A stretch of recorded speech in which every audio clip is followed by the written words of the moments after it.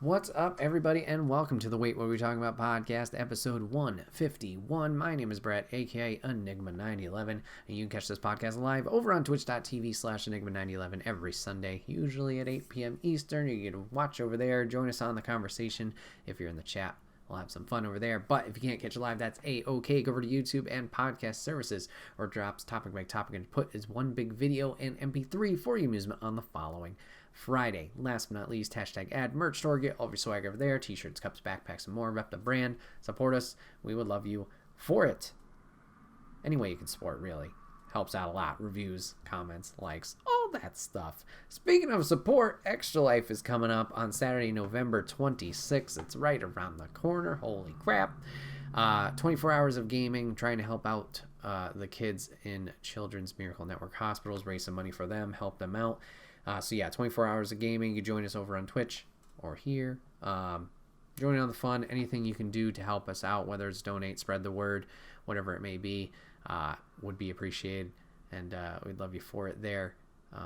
Should be a good time. Should be a good time. So today, potentially a shorter episode. We'll see. Solo, as you can see as well. Want to talk some fun topics with you guys, and want to talk about a game that I've experienced lately. And no, it's not God of War. With Extra Life coming up, I decided to play a little game that's been kind of popping off on Twitch, or at least in the circles that I follow. It's called PlateUp.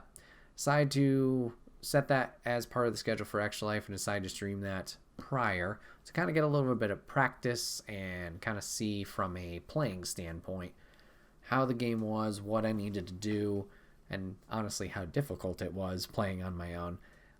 And overall, it's been a blast. It's been a fun experience playing that, having audience participation, whether helping design the kitchen or hopping in and ordering different food and things off the menu. It's just been a good time. A lot of fun conversations had, a lot of laughs shared throughout the experience. And I just kind of want to talk about this game a little bit more. So PlateUp, if you don't know, is essentially kind of like an Overcooked, or I would say even a Diner Dash, where you are a chef in a kitchen. Wow, mind-blowing, right? And you are running a restaurant. Your job is to fulfill all of the tasks of a restaurant. Whether you're playing on your own or playing with friends, you need to prepare the food, cook the food, serve the food, take orders, clean plates, and essentially work your way to a 5-star restaurant over the span of 15 days through the gameplay. Sounds easy enough. However, when playing it, comes with a few challenges along the way. This game also focuses a little bit differently on a roguelite aspect. Roguelite, roguelike, do I know the difference? Not really, sorry. But it's about that, you're not going to die in this game, but live, fail, /die, and repeat. Start your kitchen. Go through it as far as you can. You fail once after a certain time, your whole restaurant is gone. You do not get your floor plan. You do not get your organization. You do not get your money. Everything resets, and you start fresh and new on the next attempt or playthrough. What this allows for you to do is kind of gradually learn what works, what doesn't work, what do I need to research, how do I need to organize things, where do I need to prioritize my time, and kind of build on that experience from the experience that you built from playing, kind of take it into the next kitchen from there, and hopefully do better. A lot of games seem to have done this recently, as that genre's kind of blown up, at least from my eyes, from a Hades to a Returnal to a Cult of the Lamb. There's a lot of them that are tackling this genre, and it's interesting to see and play it from a kitchen perspective, and it's been fun. It's been also a challenge as far as balancing everything. I've only experienced this game from a single player experience. I have watched other players play this from either playing 2 players, a 4-player, whatever it may be, and From a solo standpoint, it's one of those things where it's not super difficult from a gameplay perspective, but it's difficult from a management perspective. And what I mean by that is you can feel like you are handling everything fine and juggling things, whether it's hopping from task to task, but sometimes, occasionally, things will kind of just sneak up on you and you're like, oh crap, I'm about to fail because of XYZ reason, and then you're just done. The most prominent example I can think of is the queue outside of your restaurant. So depending on how many tables you have, customers will come in, depending on their group size, from 1 to 4, come into your restaurant, order their food, you prep it, you give it to them. Obviously, they're going to eat, and then they will leave their dirty plates on the table as they leave the restaurant. As long as those plates are on the tables in the restaurant, a new customer will not enter and sit at that table because, well, it's dirty. So you need to manage to go and clean up and make available space for these customers to get into the door and into your restaurant. As you're playing through the game, occasionally the queue outside will build up. So if you are not managing your timing of cleaning things up well enough, there's a timer for their patience level. How long are they going to wait outside? And that can catch up to you quite fast, especially if that line is building and building and building. And I will say that was probably my biggest failing point, was the turnaround of my restaurant and letting people in. So it comes down to strategy of like, how can you maximize, I guess, your results for obviously the customers coming in, and being efficient with your tasks to kind of have everything work and flow together. So that would be where I think the research comes in play, or is one aspect that will help you. So throughout the game, after each day, you get components that you can kind of invest in if you have enough money to improve your kitchen, from counters to extra stoves to extra ingredients to dining tables to more plates, whatever it may be. You can decide to write out there, or to outright just buy those components if you have enough money to improve your kitchen, your dining room, whatever it may be. Or you can risk it and you can research them. So you can get a research desk along with a filing cabinet. You can put one of the blueprints into the filing cabinet and research it. And what it does is essentially gives you a better item that you can potentially buy the next turn, or at least when you have the available money, as long as you save it. So for example, a sink can be upgraded into like a soaking sink. So your dishes will wash themselves by soaking. Question mark on the legitimacy of that, but can go from a soaking sink to go to a power sink, so it makes it faster overall to wash dishes. Or it could be a dishwasher. However, it's random. So if you take your sink and you throw it in there to research, you could get that dishwasher the first time. However, if you don't and you get one of the other items, you will have to research it again to get that dishwasher. There's plenty of different components to research. You can research dining tables to make fancy dining tables to increase your money that you get from people ordering things. There's a whole wide variety that I haven't played around with, but I'm sure a lot of veteran PlateUp players at least know all the formulas now, or have a decent understanding of them, because there's a lot of interesting mechanics or components as well that you can find or get kind of the opportunity to build if fate shines upon you, like a mixer or a chopping station or a plating station or a conveyor belt or a grabber, which will only grab certain components once they're present. And you can automate a lot of things if you know what you're doing and you do the proper research to kind of help yourself obviously balance things out, especially from a single player perspective. As for the multiplayer, once again, I haven't played it personally, but from watching it, it seems chaotic and fun, just like Overcooked was.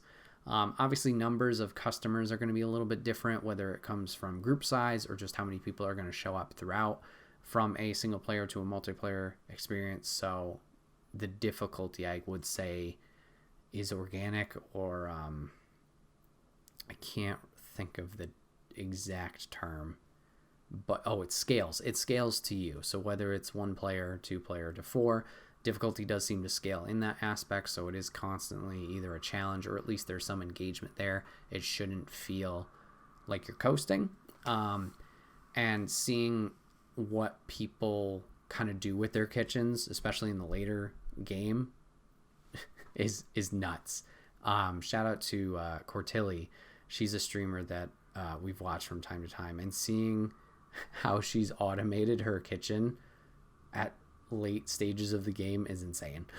Just like how it's all jumbled in the kitchen but somehow works is nuts. So I'm interested to see, as I play more of it, to see what other kind of combinations and things I learn work and don't work, depending, I guess, on the recipe and the restaurant experience that I'm going for. Another aspect I will say that also keeps it fun and fresh, besides just the different recipes so far, I've ran into steaks, pizza, burgers, and salad. I believe there's also pies. I'm not sure if there's anything else besides that, at least for a main dish. The other component that that is fun and keeps things engaging and interesting is after so many days, you get essentially challenge cards. So it's a fun twist and a kind of a fork in the road of like, you decide what path you're going to take. Which challenges are you going to face head on? Maybe it's lower patience overall, or maybe it's a lunch rush, or maybe you are going to serve appetizers to your customers as they come in. And that's kind of a game in itself as well, similar to, once again, we already talked about other roguelites.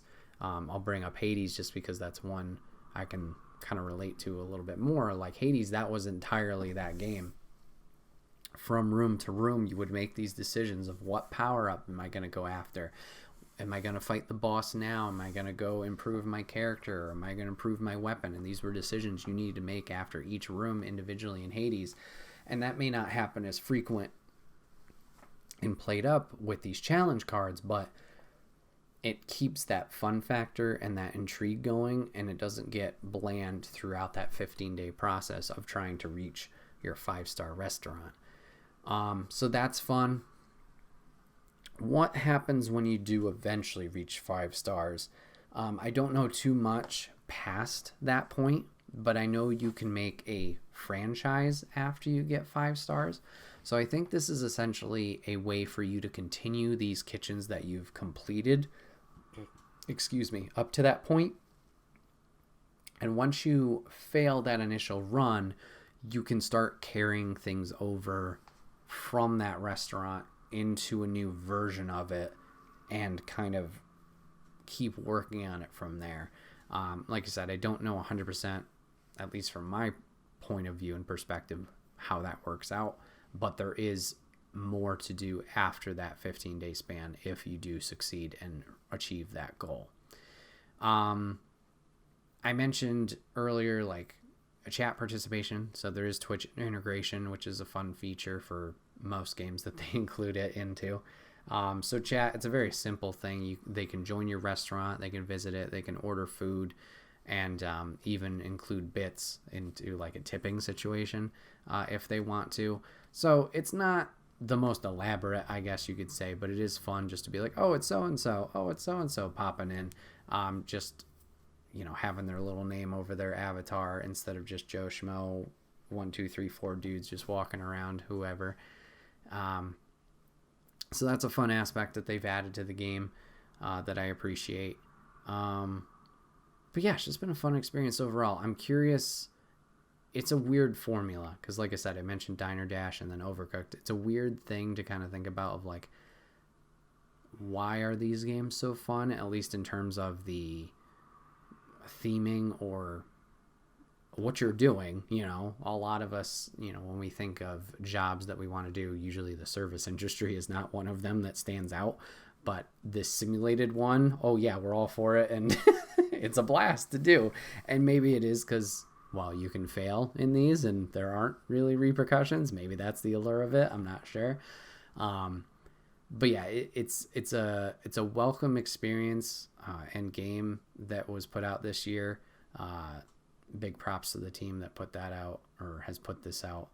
Because obviously they've found their audience and found their niche. Hopefully they can continue to add to it, improve to it. I know they had a Halloween update during that time to add some costumes, and I think they added even more, some leveled layouts along with challenges. I think there was one challenge card that spontaneously had fires appear in your kitchen that you would have to deal with. I saw some streamers playing around with that, and that was very chaotic but very funny. So hopefully they continue to add to it. I don't know if they have like a project schedule or like a layout or anything like that. But yeah, it's been a blast. I'm looking forward to playing more of it in the wee hours of Extra Life, and probably afterwards, whether it's stream or just on my own. But yeah, if you guys like games like Diner Dash, Overcooked, any kind of management sim, highly recommend this game. It's only on PC, Steam right now. I don't know if they're planning on making any ports to consoles or anything like that, but just keep an eye on it. A lot of these independent games, once they've kind of gotten their footing and gotten their audience and gotten the support, they do tend to branch out to other platforms. It's just a matter of, obviously a fan interaction, I guess you could say. Not a guarantee, but it does increase the likelihood. So yeah, check it out. PlateUp. A lot of fun. Good times. Moving over to topic 2, let's talk a little bit about VR. Virtual reality. Good, bad, indifferent, conflicted, who knows. So the reason I want to talk about VR, well, there's a few reasons I want to talk about VR. Lately I've been thinking about it because PlayStation, Sony, is putting out their PlayStation VR 2. It is confirmed to come out this February. I believe it's February. Let me look that up. After a lot of rumors and speculation about like specs and designing it and all that jazz. So they're planning on coming out with that and having 20 or so launch games with release, which is great. So it is coming out February 2023, and pre-orders are going out now through PlayStation Direct. And boy howdy, does this thing cost a pretty penny. I get it, it's a newer technology. And, PSVR 1 also was a decent chunk of change. So, I guess elephant in the room. Hi, hello, how are you? Am I planning on getting PSVR 2? No, I do not think I am. However, bigger elephant off screen, off the room. What conversation did I just have with Lady last night about, this will be fun? I'm considering a MetaQuest Pro, another VR machine. Why? So I kind of wanted to have this conversation today, I guess to talk myself out of this VR situation, but also just talk about, what's good about VR, what's not good about VR, whatever.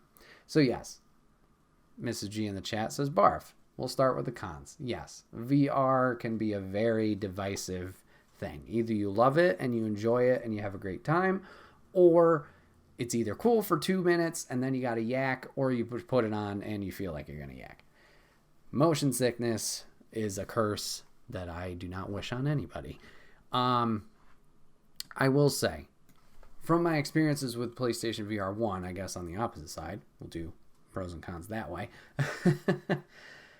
Once you're in those situations, you don't think you would be as immersed as you are.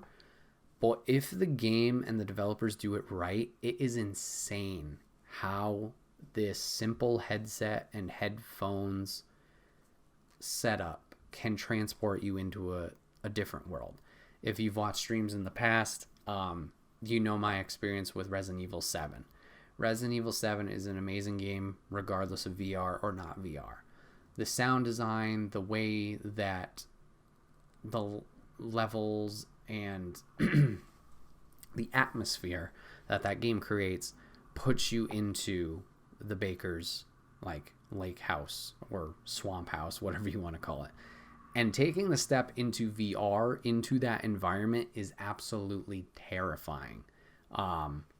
Every step you take, whether you bump into something or just floorboards creaking, is insane. And looking around, it just, oh my goodness, it eats you up of how spooky it is. So Resident Evil 7, I would say, is one of those experiences that really immerses you, and I think VR can do very well, once again, if done right. I will say another one, Batman Arkham VR, was a decent one. I don't think it was as good as, Resident Evil's was, but was a solid experience.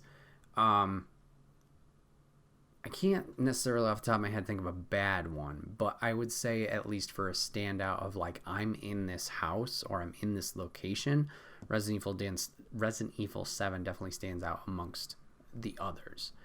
Cons. I guess we'll talk about price, because money talks, right? I don't remember how much the PlayStation VR 1 cost, but it was a decent penny. The VR 2 is going to be more than the PlayStation 5, which is already a decent amount. PlayStation 5 is like $500. I think this is going to be $5 to $6, which I get it, but still is not like, oh yeah, totally. Like, it's still rough. Like, oof, that's an investment. I get it, the technology that is in this thing, obviously with the motion controls and obviously the headset technology and the, not the John Cena, you can't see me, the visuals in front of you. Yeah, it's ouch. It's a decent chunk of change. So for those people who are against it, like, I get it. Why would you want to throw down X amount of cash for only limited experiences that you're going to have, especially if you don't know if it's going to affect you in a motion sickness way as maybe someone else, like, comparatively. It's a gamble. And from my experience from the PlayStation VR 1 side of things, while I did enjoy the VR quite a bit, it's one of those things also that, like, it's a hassle to set up. It seems like this one will be a little bit less of a hassle. You still are tethered to the console because it needs something to pull off of, or, pull that information from, but it does seem better. VR1 was such a hassle to kind of set up. Okay, this HDMI goes to this HDMI, especially if you're streaming too. It's a whole nother web of components and cables. And then you got to make sure everything's charged and make sure you have enough room so you don't smack the couch or kick your cat or whatever while you're playing this thing. So I will say that's one negative. On the opposite side, the Quest Pro, so Oculus or Facebook's version, I will say, as far as what I've seen, they have a little bit more leniency of what they can do. They may not have as high specs as the PSVR 2 seems to be advertising, but you can do it without a cable. If you want access to certain games, you will cable up from your Steam library, but you can just do it wireless through a mobile app, I believe.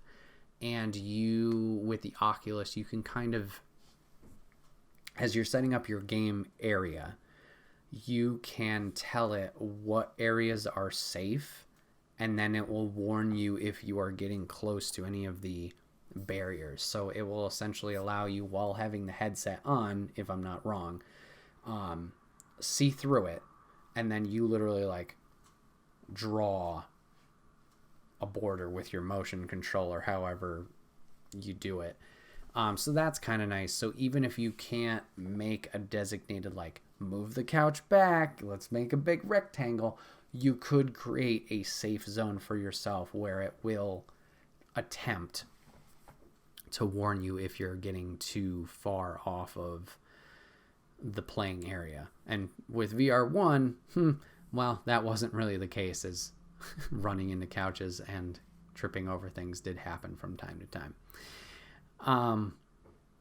So there's that. But yeah, as for games, I mentioned RE7. I mentioned Batman Arkham. Some other games that were cool for it. I've heard great things about Moss Book 1, and then Book 2 will be coming out to VR 2. Didn't play either of those. Beat Saber is like the tip of the iceberg for both of these, in my opinion.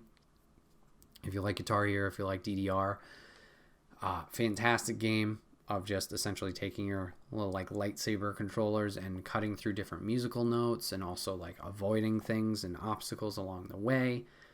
Just a cool vibe and experience to dive into. Recently Among Us VR has come out, and while it has its issues, it does look kind of entertaining and fun, at least to watch.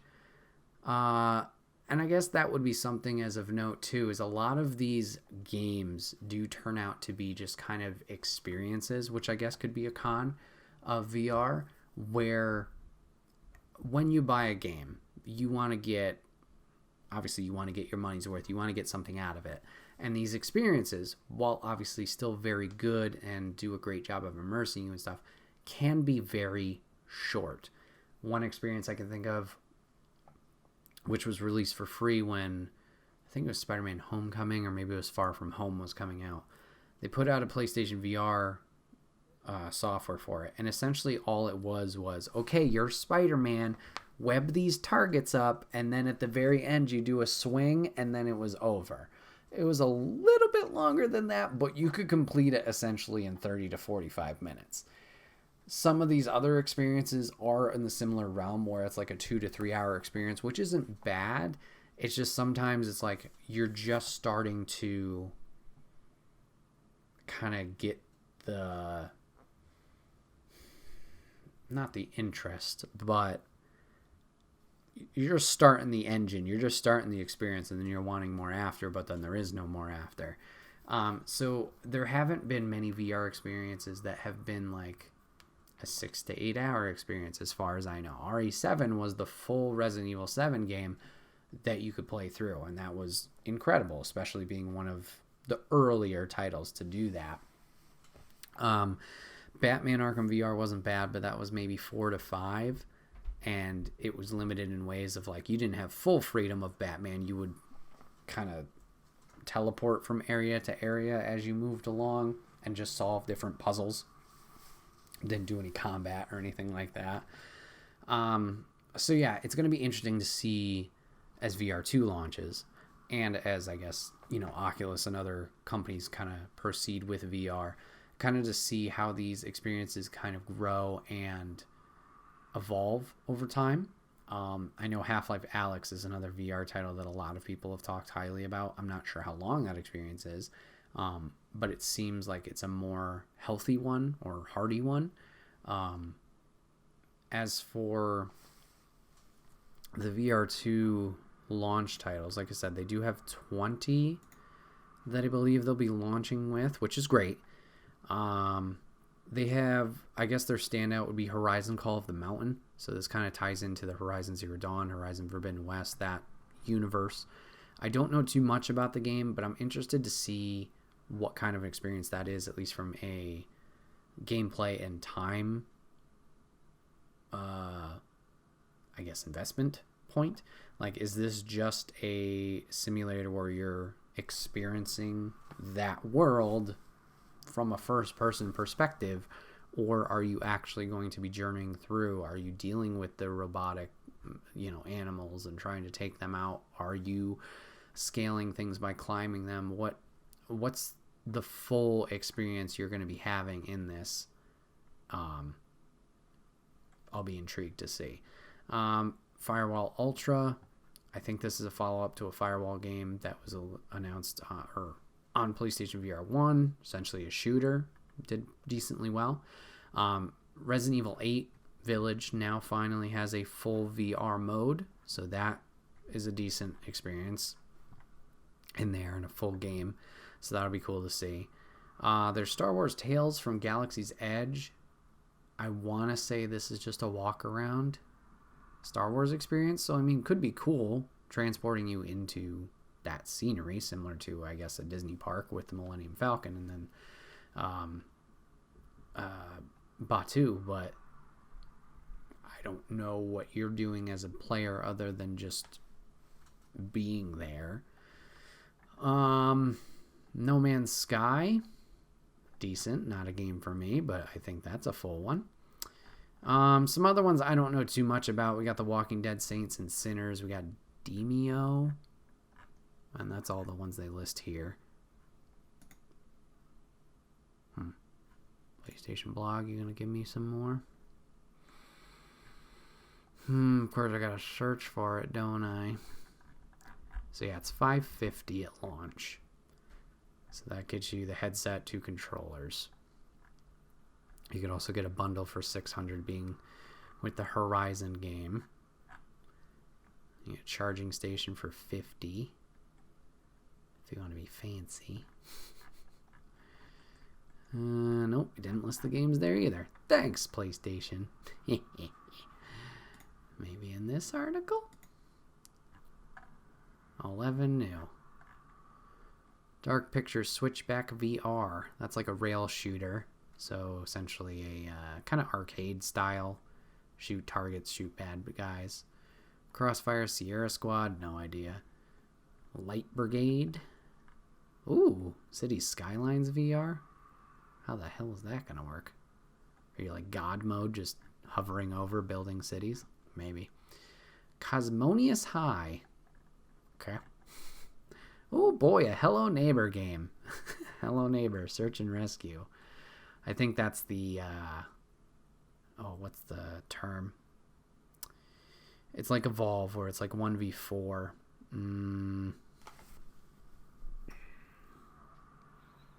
Uneven. That's all I can think of. It's the one bad guy against multiple good guys. Jurassic World Aftermath Collection. Pistol Whip. Zenith. After the Fall. Tentacular. Maybe I said that right. Huh. So, some interesting experiences coming out there. But yeah, I don't know. VR is a weird... It's one of those weird things where it's like you either love it or it's one of those things that just doesn't... Not add up, but has like no interest value. And I'm in this weird area. I don't know if it's just FOMO of like, oh man, I don't have it, so I want it, which is a dumb reason to get anything. I think that's why I'm trying to talk myself out of it. But yeah, I enjoyed my time with the VR1. We had some fun times and some good experiences there. Like I said, Beat Saber would be the tip of the iceberg game for me of like why to hop back into that world. And then ages ago, I did see a game on Steam that was like kind of like a graffiti spray paint-esque type game. And just imagining, like, art's always, well, not always, but art is fun to do. Art is not fun to do when you mess up. So having this digital platform, similar to, you know, a Photoshop or something like that, but seeing it and having more control over it to create it is fascinating to me. And there's a lot of art games for sure. There's ones you could do 3D art and move around it and sculpt and stuff like that. For some reason, the spray painting one really has stuck with me once seeing it. That would be kind of cool, creating something into that space. But once again, talent to make the art is kind of important too. So yeah, I don't know. VR has a lot going for it, and I can see why people are into it, but I can also see why people are hesitant, obviously because of the price, not gap, but the price that you need to invest into it. And obviously the motion sickness is a big thing, whether you suffer from that immediately or even just after a few hours of being like, oh, okay, well, I kind of have to stop now, just because it's getting to that point. It's a bumpy road. It's a bumpy road as to, is it something I should pay X amount for, or is it something that you do at a friend's house or you go somewhere and try it on and then you're like, you know what, that checked the box for me, I'm all good. And I think that's one of the things that's going to be interesting going forward, especially with, I guess, circling back to how PlayStation announced the VR2. They announced it through a blog post and did not show it off at like a showcase or a big show that they had put on for other game announcements, is where's VR going to be kind of down the line? Is it going to be like a Kinect or other motion games, looking at you, Nintendo Wii, where it was fun for a point, but then it kind of like we all outgrew it? Is it going to be something similar to that, which I can definitely see and understand, but it's also one of those things where I want it to do well because there are cool experiences that do come out of it, and I think that adds another layer of creativity for developers, of like, oh, we could do it this way. Like, how do we present our art form, or just kind of immerse players a little bit more into the experience? Because, I mean, we've talked about it as well back with our PS5 conversation, like the haptics in the PlayStation 5 controller. Sometimes the triggers are resistant to certain things and actions that you're doing, and then the motion or the vibration in it, you could feel your feet crunching in the snow, or you feel the rain falling on you. Like, they're trying to get you immersed in these stories, immersed in the experiences, and nothing better or no easier way to do that than literally put you at least as far as or as close as you can be into that experience than a VR headset of like, that's all you see, that's all you hear, and you're there. And yeah, I wish the motion thing didn't affect everybody, because I do think the experiences you can have, whether it's the shorter experiences, like even just diving down with the sharks in that one VR demo, or playing, you know, something a little bit more elaborate like a Resident Evil or a Borderlands 2.